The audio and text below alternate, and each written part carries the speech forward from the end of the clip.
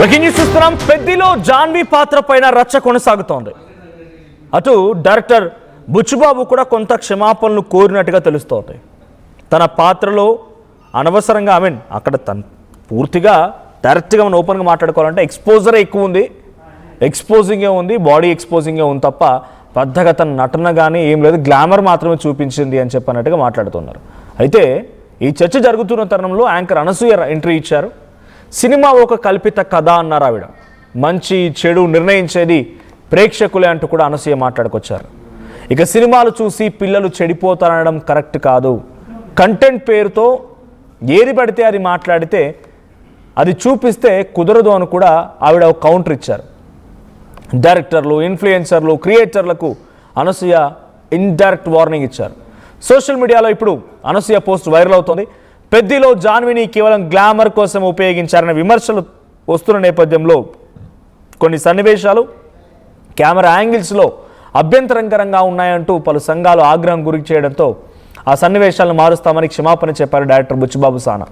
ఒకసారి ఆ ఇష్యూ నడుస్తోంది. పెద్ది సినిమా మీరు కనుక చూస్తుంటే పెద్ది సినిమాపై మీ అభిప్రాయం ఏంటి? అవుట్ ఆఫ్ 5 మీరెంత రేటింగ్ ఇస్తారో కామెంట్ చేయండి.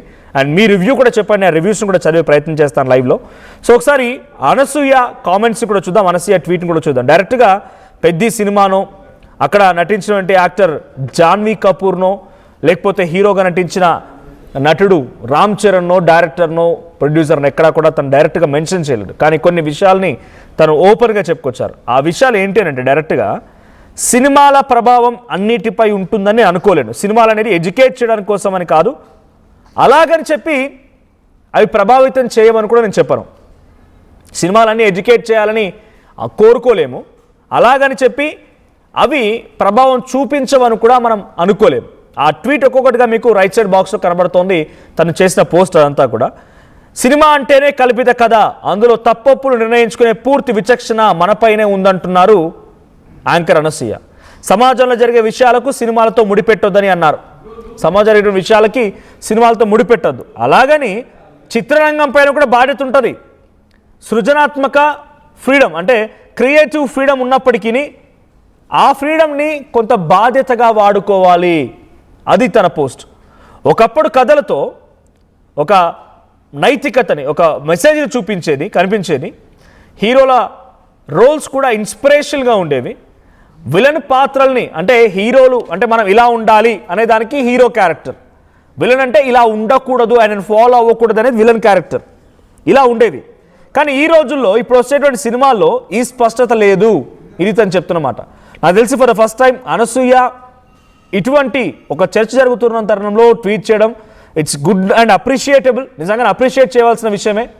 అనసూయ గారు చేసినటువంటి ఈ ట్వీట్ నిజంగా యాక్సెప్టబుల్ అండ్ అప్రిషియేటబులే. ఎందుకంటే ఇంత ఎక్స్పోజింగు, ఇంత గ్లామరస్, ఇంత చూపించాల్సిన అవసరం లేదు ఆ సినిమాలో అనేది పబ్లిక్ వైపు నుంచి వస్తున్నమాట. దాన్ని సినిమా టీం కూడా అంగీకరించింది.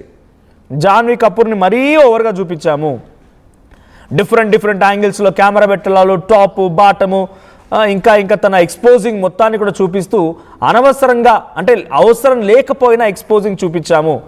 ఈ సినిమా తగ్గట్టుగా గతంలో బుచ్చిబాబు సానా చాలా సందర్భాలు ఏఆర్ రెహమాన్తో మాట్లాడుతున్నప్పుడు ఇంటర్వ్యూస్లో కూడా ఒక విలేజ్ పర్ఫెక్ట్ నేటివిటీ చూపిస్తున్నాను, ఒక విలేజ్ చిక్రి అంటే దానికి పదానికి అర్థం కూడా ఆ ఊర్లో ప్రేమగా అమ్మాయిల్ని చిక్రి అని పిలుచుకుంటారు, ఇలాంటి పదాలు మాట్లాడుకొచ్చారు. ముక్కుకి ముక్కు పుడకబెట్టుకొని ఒక విలేజ్ అమ్మాయిలాగా మాస్గా వస్తుంటుంది అనుకుంటే అలాంటి అనుకునే సిచ్యువేషన్ లంగా వేసుకుంటారేమో, లేకపోతే ముక్కు పుడకబెట్టుకుని కొంత అగ్రెసివ్గా ఉంటుందేమో అని చెప్పే రకంగా అందరూ ఊహించుకున్నారు ఆ క్యారెక్టర్ని. కానీ ఇక్కడ జాన్వీ కపూర్ క్యారెక్టర్ ఎలా ఉందంటే కంప్లీట్ ఎక్స్పోజింగ్ అండ్ గ్లామరస్ కోసం మాత్రమే తనని ఈ సినిమాలో పెట్టుకున్నారా అన్నట్టుగా ఉండిపోయింది. ఈ విమర్శలు నేనే కాదు, సోషల్ మీడియాలో కానీ పబ్లిక్లో నుంచి కానీ వస్తున్నటువంటి రియాక్షన్స్కి బుచ్చిబాబు యాక్సెప్ట్ చేసి క్షమాపణ చెప్పి ఆ సీన్స్ని కూడా తొలగిస్తామని చెప్పుకొచ్చారు ఆయన. దాని తర్వాత ఇప్పుడు అనసూయ మాట్లాడడం ఇట్స్ నిజంగానే అప్రిషియేట్ చేయాల్సిన అనసూయ విషయంలో. సో అది అవసరం లేదు. సినిమాల గురించి కూడా చాలా క్లియర్గా మాట్లాడుకొచ్చింది. ఏమన్నారు ఆవిడ? సినిమాలే అన్నింటికీ కారణం అంటే కుదరదు, కానీ సినిమా వాళ్ళు కొంత బాధ్యతగా వ్యవహరించాలి. హీరో అంటే అలాగా ఉండాలి అని రకంగా ఒకప్పుడు ఉండేది, విలన్ అంటే ఇలా ఉండకూడదు అని రకంగా ఉండేది. కానీ ఇప్పుడు ఆ స్పష్టత, ఆ క్లారిటీ అనేది లేకుండా పోతోంది. ఒక స్టోరీని మనం స్క్రీన్ మీద తీసుకొస్తున్నామంటే దాని ఎఫెక్ట్ ఎలా ఉంటుందో అనే దానిలో టెక్నికల్ టీం నుంచి దర్శకులు, నిర్మాతలు, నటినట్లు అందరూ కూడా కీలక పాత్రధారులే. చివరికి ప్రేక్షకులు కూడా. అందుకే సినిమా ఎప్పుడు కూడా ఒక రెస్పాన్సిబిలిటీతో ఉండాలి. ఆ తర్వాత క్రియేటివిటీ విషయంలో వచ్చినటువంటి డిఫరెన్సెస్ వల్ల కొన్ని షోను కూడా నేను గతంలో వదిలేశాను. అంటే వాళ్ళు చెప్పమన్నదల్లా చెప్పేసి చేయమన్నదల్లా చేయడం నాకు మనసు ఉంటుంది, నాకు ఐడియాలజీ ఉంటుంది. అందుకే నేను ఒక షో కూడా వదిలేశాను. దానివల్ల నా టాలెంట్ తగ్గ అవకాశాలు రావడానికి చాలా ఇబ్బందులు పడ్డా. అంత కష్టంలో కూడా నా ఐడియాలజీని మాత్రం నేను మానుకోలేదు. అయితే క్రియేటివిటీ, ఫ్రీడమ్ అనేది చాలా అవసరం. అదే సమయంలో సొసైటీపై రెస్పాన్సిబిలిటీ లేదంటే ఒక స్ప్రో కూడా కావాలన్నట్టుగా తన ఒక పోస్ట్ చేశారు. ఇంగ్లీష్లో తను చేసిన పోస్టులు చదివే ప్రయత్నం చేస్తా. I once read those post. So ఒకసారి ఫస్ట్ తను చేసిన పోస్ట్ ఏంటంటే, cinema has always been a reflection of society. Cinema అనేది సొసైటీపై ఒక డెఫినెట్గా రిఫ్లెక్షన్ ఉంటుంది. But I don't believe it should be burdened with sole responsibility of raising or educated it. అంటే అది కేవలం సమాజంపై దృష్టిని తీసుకొని అక్కడ జరిగేటువంటి ఎడ్యుకేషన్ కోసమే, లేకపోతే వాళ్ళ అవగాహన కల్పించడం కోసం మాత్రమే కాదు. దాని ఉద్దేశం మెయిన్ అదొకటే కాదు. Because it's a work of fiction. అది కల్పిత పాత్రే కదా. So as and individuals we all have the ability and the responsibility to distinguish between what is right and what is wrong. ఏది నిజం, ఏది కరెక్ట్, ఏది తప్పని రకం కూడా మనకు కూడా ఒక ఇండివిజువల్ ఒపీనియన్ అనేది ఉండాలి, రెస్పాన్సిబిలిటీ ఉండాలి. So I don't believe parenting should be happen through films. ఇది చూసి మనం ఒక డిసిషన్కి రాకూడదు. పేరెంటింగ్ ఇన్ ద సెన్స్ అంటే ఒక రకంగా డిసిషన్కి రాకూడదనో, లేకపోతే ఒక ఇది చూపించి ఉదాహరణగా చూపించాలన్న రకంగా చెప్పకూడదు. Having said that, I don't think that this let us off the hook and all responsibility as storytellers. మనం ఏదో కథానాయకులుగా ఉన్నాం కదా, లేకపోతే దాన్ని ఏమంటారు, స్టోరీ టెల్లర్స్ అంటే డైరెక్షన్ కానీ లేకపోతే యాక్టర్స్కి కానీ ఆ ఓవరాల్ సినిమా రంగంలో ఉన్నాం కదా అని చెప్పి మనం ఆ రెస్పాన్సిబిలిటీ నుంచి బయటకు రాకూడదు. We should have some responsibility. Cinema is powerful, చాలా powerful, whether we admit it or not. మనం అది అంగీకరించకపోయినా సినిమా అనేది చాలా powerful. So it shapes conversations. ఇది ఒక చర్చలకు దారితీస్తుంది. ఇన్ఫ్లుయెన్సెస్ పర్సెప్షన్స్, పలువురిని కొంత ప్రేరేపిస్తుంది. And sometimes even inspires behaviour. కొన్ని సందర్భాల్లో అది ఇన్స్పైరింగ్గా కూడా ఉంటుంది. లక్ష్యంగా కూడా ఏర్పాటు చేసుకుంటారు చాలామంది. సో ఆ విషయంలో మనం చాలా జాగ్రత్తగా ఉండాలి. ట్రెడిషనల్లీ, సాంప్రదాయంగా audiences understood the moral frame of a story. The hero represented values to be admired. Hero అనేవాళ్ళు మంచికి రూపంగా ఉండేవాళ్ళు, దాన్ని మనం అనుకరించాలి, మనం దాన్ని ఫాలో అవ్వాలన్న రకంగా ఉండేవాళ్ళు. తర్వాత విలన్స్ అనేవాళ్ళు choices we were not meant to mimic or imitate. మనం విలన్ లాగా ఉండకూడదు, ఆయనలాగా చేయకూడదు అనే రకంగా ఉండేది. But today however that the line of it feels blurred. ఇది కాస్త లోపించింది. Characters are more complex, narratives are more layered, and sometimes the distinction between glorification and portrayal becomes unclear. స్పష్టత లోపించింది ప్రతి విషయంలో. ఇది డిఫరెన్సెస్ కనిపించట్లేదు. తర్వాత and whenever I speak upon such issues I am not advocating for censorship or moral policing. నేను ఇలాంటి ఇష్యూలు మాట్లాడుతున్న సమయంలో నేను ఏదో మోరల్ పోలీసింగ్ చేస్తున్నాను, సెన్సార్షిప్ గురించి మాట్లాడుతున్నాను కాదు. I'm advocating for consciousness. అవగాహనతో ఉండండి, కాన్షియస్గా ఉండడని మాత్రమే మాట్లాడుతున్నా. When we choose to tell a story, every stakeholder, the writer, director, producer, actor and even the audience has a role to play in understanding its impact. దీని ప్రభావం ఎలా ఉంటుందనేది మనం ఒకసారి సినిమా తీస్తున్నప్పుడు రైటర్ మీద, డైరెక్టర్ మీద, ప్రొడ్యూసర్, ప్రతి ఒక్కరి మీద దాని ఇంపాక్ట్ అనేది ఉండాల్సిందే, దృష్టిలో పెట్టుకోవాల్సిందే, వాళ్ళకి అర్థం కావాల్సిందే. I have always believed this, quit a show to on the same grounds. నేను నమ్ముతాను కాబట్టి ఆల్రెడీ ఒక షో నేను వదిలేసుకున్నా. That my opinions and stands are obstructing the creativity of the team. నా ఐడియాలజీకి నాకు తగ్గట్టుగా వాళ్ళ టీం లేదు కాబట్టి నా షోను వదిలేసుకున్నాను. మేబీ తను చేసిన షో ఏంటంటే జబర్దస్త్. సో జబర్దస్త్ షో వదిలేయడానికి కారణం ఇదే ఉంటుంది బహుశా.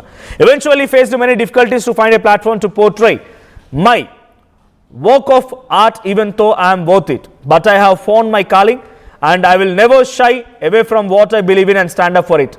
సో నేను అది తగ్గట్టుగానే పనిచేయాలనుకున్నాను. ఆ తర్వాత కొంత ఆలస్యమైనా కూడా నాకు అవకాశాలు రావడానికి అవకాశాలు వచ్చాయి, నా అంతగా నేను ఉన్నా అని చెప్పి తను చెప్తున్నారు. Creative freedom is essential. Equally essential is that awareness that freedom and responsibility can co exist.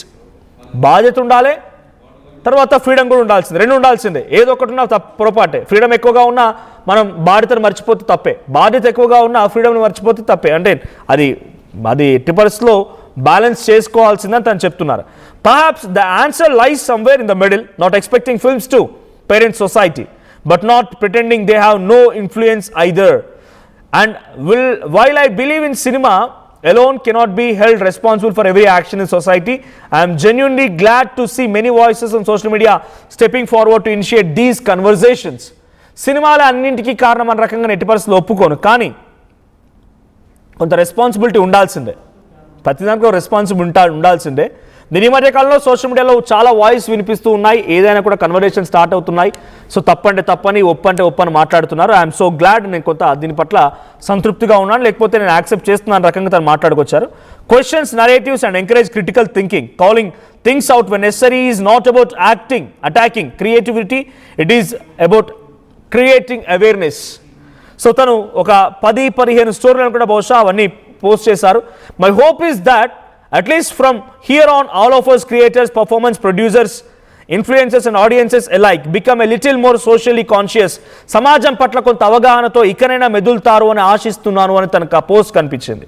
ఇప్పుడు ఏదేమైనా ఇప్పుడు అనసూయ పెట్టిన పోస్ట్ కొంత అప్రిషియేటబుల్గా ఉంది.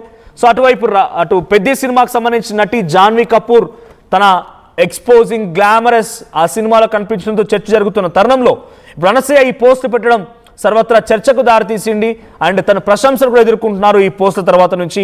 కొంత అవగాహనతో కలిగి ఉండండి, అవగాహన కలిగి మాట్లాడండి, సో సామాజిక బాధ్యతతో మెలగండి, ఫ్రీడమ్ ఆఫ్ క్రియేటివిటీ, మీ క్రియేటివిటీ ఫ్రీడమ్ ఉండొచ్చు, కానీ బాధ్యత కూడా ఉండాలి, రెస్పాన్సిబిలిటీ ఉండాలి. యూ మస్ట్ బి రెస్పాన్సిబుల్ అని చెప్పని చాలా క్లియర్గా అటు మొట్టికాయలు వేసినట్టుగా డైరెక్టర్లని, ప్రొడ్యూసర్ అందరినీ కూడా ఏకిపారేశారు. సో గతంలో కూడా చాలా సందర్భాల్లో ఒక నటి గురించి తను ఒక షోలో మాట్లాడినప్పుడు కూడా డైరెక్టర్, ప్రొడ్యూసర్ చెప్పినట్టుగానే నేను వ్యవహరించాను అని చెప్పన్నారు. ఇప్పుడు సినిమాల్లో కూడా అదే రకంగా ఉంటుంది. అయితే ఆ వ్యవస్థనే పోవాలి, వాళ్ళు చెప్తే చేసినట్టుగా అన్నిటి మీద చేయకుండా అందరం కూడా అవగాహనతో బాధ్యతతో ముందుకెళ్దాం, బాధ్యత కలిగి ఉండాలన్నట్టుగా తను మాట్లాడుతూ ఆ పోస్ట్ పెట్టుకొచ్చారు. సో ప్రజెంట్ అనసూయ పోస్ట్ చూసిన తర్వాత మీకేమనిపిస్తోంది? సో జాన్వీ కపూర్ పెద్ద సినిమా చూసిన తర్వాత మీకేమనిపించింది? సో అనసూయని మీరు సపోర్ట్ చేస్తున్నారా? నిజంగానే సినిమా ఇండస్ట్రీలో కొంత రెస్పాన్సిబిలిటీ లేకుండా బిహేవ్ చేస్తున్న సిచ్యువేషన్ కనబడుతోందా? రెస్పాన్సిబిలిటీతో ఉండాలని అనసూయని మాట్లాడిన మాటల్ని మీరు ఏకీభవిస్తున్నారా? Please do comment.